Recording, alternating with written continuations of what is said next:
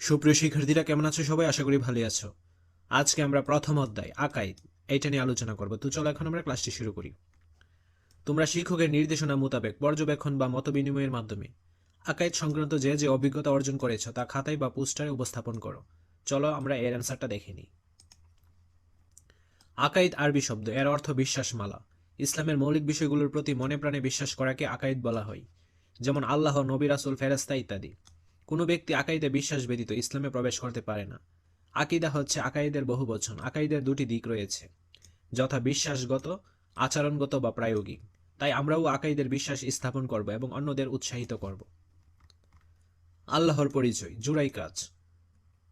পরিবেশিত থেকে মহান আল্লাহ পরিচয় তথা আসমাউল হুসনা সম্পর্কে কি গুণাবলী প্রকাশ পেয়েছে তা তোমার বন্ধুর সাথে আলোচনা করে চিহ্নিত করো। চলো এখন আমরা এর অ্যান্সারটা দেখে নিই। আল্লাহ তাআলা ক্ষমাশীলতা, তিনি দয়া ও রহমতের ভাণ্ডার, স্নেহপরায়ণ এবং মহত্ব, তার সাথে কারো তুলনা নেই।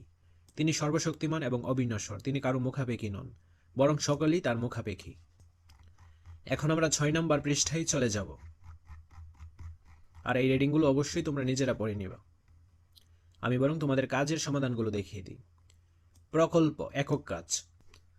তোমার বাস্তব জীবনে আল্লাহর গুণবাচক নামসমূহ চর্চা বা অনুশীলনের জন্য 1 মাস মেয়াদী একটি প্রকল্প গ্রহণ করে তা সফল বাস্তবায়ন শেষে নির্ধারিত ছকে প্রতিবেদন তৈরি করো। চলো এখন আমরা এই ছকটার ভিত্তিতে অ্যান্সারটা তৈরি করে ফেলি। প্রকল্প, একক কাজ। আমার বাস্তব জীবনে আল্লাহর গুণবাচক নামসমূহ চর্চা বা অনুশীলনের জন্য 1 মাস মেয়াদী একটি প্রকল্প গ্রহণ করে তা সফল বাস্তবায়ন শেষে নির্ধারিত ছকে প্রতিবেদন তৈরি করা হলো।